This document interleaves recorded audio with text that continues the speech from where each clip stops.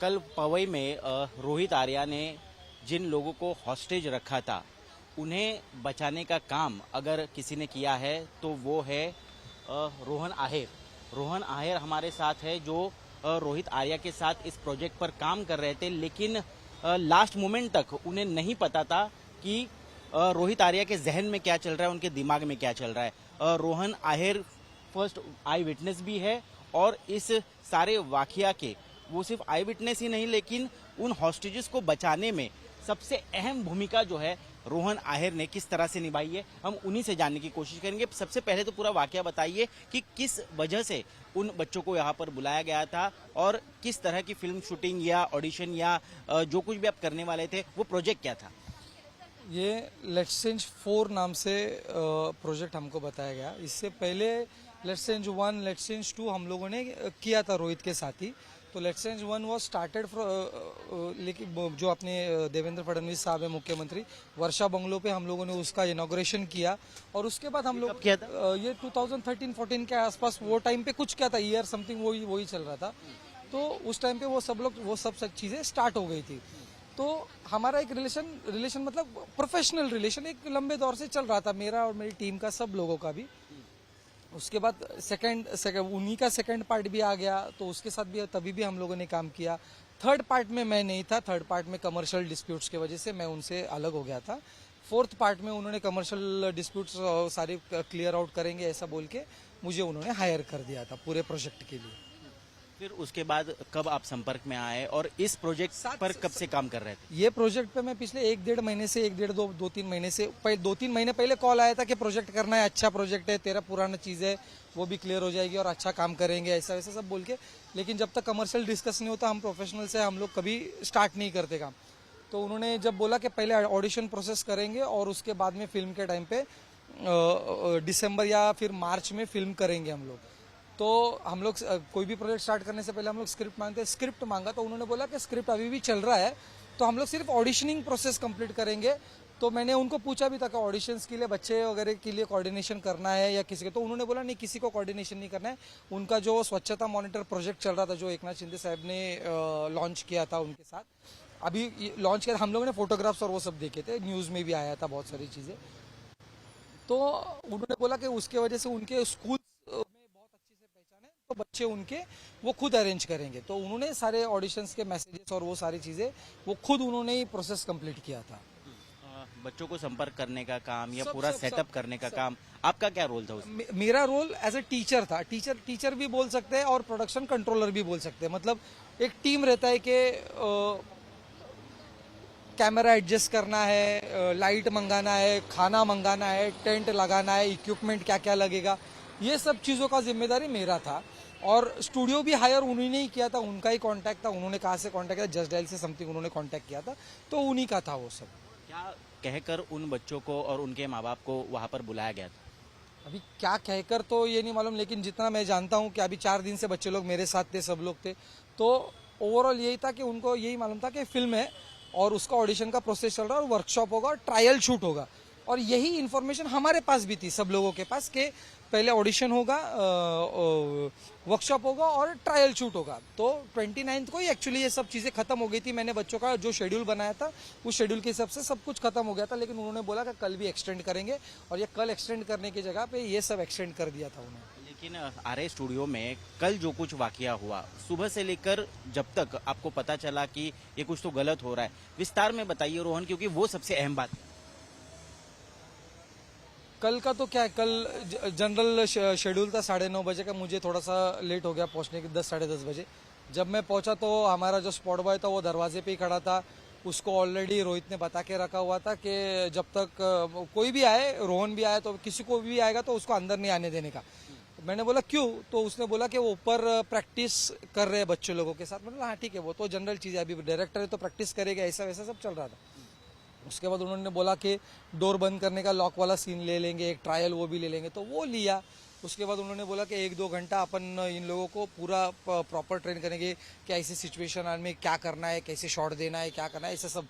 हम लोगों ने एक शॉट भी लिया गैलरी में से, उधर वो खिड़की थी, उधर खिड़की में से हम लोगों ने 1-2 शॉट्स भी लिए। तो that was all going very normal. और वो नॉर्मल सिचुएशन एकदम म्यूजिकल में कब कन्वर्ट हो गई, जब मैं लैपटॉप लेकर नीचे आया और मैं चाबी लेने के लिए वापस लैपटॉप देने का था किसी को, तो चाबी लेने के लिए जब ऊपर गया तब उन्होंने चाबी देने से मना कर दिया। तब मेरे को क्लिक हुआ कि it is not going right. और लेकिन उस समय उनके पास कुछ एयरगन या इन्फ्लेमेबल वो प्रोडक्ट्स टाइम पे उन्होंने मेरे को कुछ नहीं दिखाया था, लेकिन जब मैं रिटर्न नीचे जा रहा था तो उन्होंने मेरे को दरवाजा बंद करने के लिए बोला था। तो मैंने बोला ये दरवाजा बंद मतलब सर नहीं होता, बोला पुश करके कर। ठीक है बोला वो पुश करके करता हूँ। फिर उनका पेरेंट्स के साथ नीचे बात करना, तो उन्होंने माइक सेटअप करने के लिए बोला, वो भी कर दिया। और मैं मेरा जनरल जो काम है सीटी छुपाना है, मेरे को एक्चुअली बच्चों के साथ एक्टिविटी करना था कि सीटी छुपाना है, और वो छुप छुप के ढूंढ के निकालेंगे और मेरे पास लाके देंगे। तो हम बच्चों ने सब लोगों ने मिलकर वो सब एक्टिविटी कंप्लीट किया और मैं नीचे स्टूडियो में गया। और उसके बाद उन्होंने कुछ बच्चों को ऊपर बुलाया। तो एज यूजुअल कोई डायरेक्टर है वो ऊपर बुलाते हैं नीचे बुलाते हैं, वैसे चल रहा था। लेकिन आप 4-5 दिन से उनके साथ इस प्रोजेक्ट पर काम कर रहे थे, एक भी बार कभी शक नहीं आया, कभी ऐसा नहीं लगा कि यहाँ पर कुछ गलत हो रहा है? ऐसा कब ट्रिगर हुआ आपको, कब पता चला? वही ट्रिगर तब हुआ जब उसने मेरे को चाबी देने से मना कर दिया। तब तक मुझे कोई मतलब प्रॉब्लम ही नहीं था कि चलो ठीक है शूट चल रहा है या फिर प्रैक्टिस चल रहा है। लेकिन उन्होंने जब चाबी देने से मना कर दिया तब मैं नीचे आके दौड़ के आया और हमारे रवि भाई करके है उनको मैंने बोला, भाई बोला ये चाबी बीबी सब लेकर बैठा है तो कुछ तो लफड़ा हो सकता है, कुछ तो लफड़ा चल रहा है, उसके दिमाग में क्या चल रहा है। वो पागल के जैसा बिहेव करना स्टार्ट हो गया था थोड़ा सा। फिर वो रवि भाई ने तुरंत पुलिस स्टेशन गए, या फिर आगे क्या हुआ उन्होंने बाहर क्या किया वो सब नहीं मालूम। लेकिन बताया जा रहा है कि इन्फ्लेमेबल कुछ प्रोडक्ट्स थे, पेट्रोल था, कुछ था। पेट्रोल कुछ नहीं था, दूसरा कुछ एक सोल्यूशन रहता है, वो सोल्यूशन लिक्विड उनके पास था। लेकिन सीसीटीवी और कई सारे चीजें मंगवाई थी आपसे, आपने भी उसमें कुछ मदद की थी? सीसीटीवी का ये तो जनरल चीज है, हम लोग जब भी बच्चों का शूटिंग करते कहीं पे भी करते कुछ भी करते तो हम लोग हमारा बेसिक सिक्योरिटी रखते ही है। उधर भी उनका कंपनी का भी कैमरास था, लेकिन हमको एडिशनल एक्सेस चाहिए था कुछ जो कोने कोने वाली जगह है जहाँ पे अपने को मालूम नहीं रहता। तो वहाँ पे उन लोगों ने बोल के हमको बताया था कि हमको जो सिक्योरिटी वाला जो रहता है उसी में देखना है, तो वही शॉट लेना है। इसी की वजह से सिक्योरिटी कैमरा एडिशनल उन्होंने इंस्टॉल करने का ये रीजन बता के हमसे इंस्टॉल करवा लिया था। जब आपको पता चला तब आखिरी पड़ाव तक आते हैं कि आपने कैसे रिएक्ट किया, क्योंकि उसमें बचाने की अहम भूमिका आपने निभाई है। किस तरह से आपने पुलिस से संपर्क किया, उन्हें समझाने की कोशिश की, कितने देर तक ये सब चला रहा?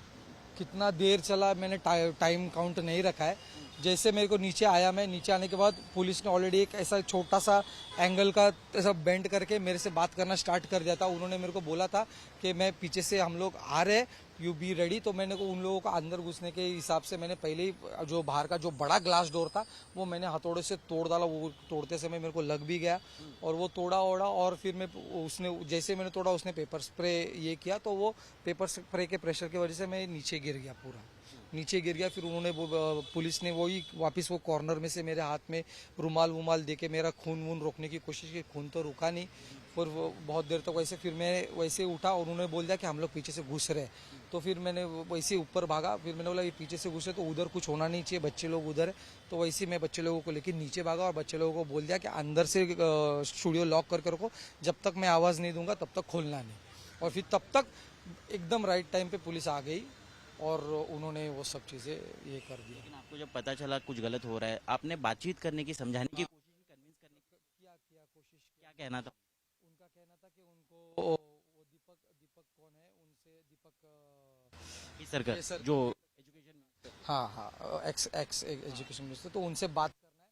तो मैंने उनको अंदर की तरफ से मैंने उनको ये समझाया कि हमारे पहचान के एमएलएज है जो जिनके साथ हम लोगों ने बहुत अच्छा कोऑर्डिनेट, क्योंकि वो पुणे में रहते हैं, रोहित भी पुणे में रहता था। तो हम लोगों ने बोला कि हम लोग सुनील अन्ना से बात करेंगे, वो आपका प्रॉब्लम सॉल्व करेंगे। हम लोग उनसे बात करने की कोशिश करते। तो तू मेरे को बोल रहे थे मराठी में, तू निकल यहाँ से, और उस जो मेरे पे अन्याय हुआ है उसका मैं देखूंगा। लेकिन पुलिस लोग उनसे ऑलरेडी कोऑर्डिनेट कर रहे थे। इससे पहले आपको पता था कि ये बैकग्राउंड है, उनके पैसे नहीं मिले, उसको लेकर वो ये तो दुखी है या नाराज चल रहा है? ये तो पूरा मीडिया आउट ऑलरेडी था ना कि उनका आंदोलन और वो सब आजाद मैदान में भी आंदोलन हुआ था। फिर उसके बाद केसरकर सर के घर के नीचे भी उनका कुछ आंदोलन हुआ था। ये सब न्यूज आउट था। तो उतना जितना न्यूज में दिखाया था उतना ही मेरे को मालूम था, उससे ज्यादा एडिशनल नहीं मालूम। आप इतने सालों से संपर्क में थे, कभी संपर्क लगा था में था, आपको कि लेकिन मैं इस तरह कभी- की उनकी बिहेवियर है या वो ऐसे इस तरह से?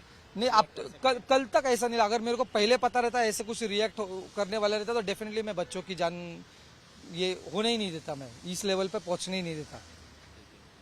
बहुत बहुत धन्यवाद रोहन, क्योंकि आपने ये दृढ़ता दिखाई और हिम्मत दिखाई, उस वजह से मुझे लगता है कि इन बच्चों की भी जान बची और एक बड़ा हादसा होने से टल गया। आपने जो हिम्मत दिखाई है उसकी तो दाद देनी ही पड़ेगी, लेकिन हम सभी को बताना चाहते हैं कि अगर रोहन आहेर जैसे लोग ऐसी सिचुएशन में सही तरीके से रिएक्ट ना करते तो ये हादसा बहुत बड़ा हो सकता था। हमें कई सारे छोटे बच्चे जो है उनकी जान गंवानी पड़ सकती थी, लेकिन रोहन आहेर ने इसे किसी तरह से टाल दिया है, अपनी हिम्मत से उसे टाल दिया है। पुलिस ने मेरे को अच्छा कोऑर्डिनेट किया था। पुलिस के वजह से उन्होंने जैसा गाइड किया मेरे को, मैंने वैसे वो उनका सुना, उसके वजह से ये सारी चीजें नॉर्मल हुई।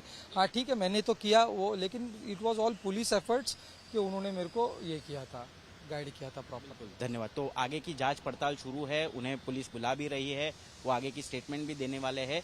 देखते हैं आगे जाकर और कौन सी चीजें जो है इस पूरे हादसे में, इस पूरे इंसिडेंट में सामने आती है। कैमरा पर्सन सचिन सावंत के साथ मैं ऋत्विक भालेकर, मुंबई आज तक।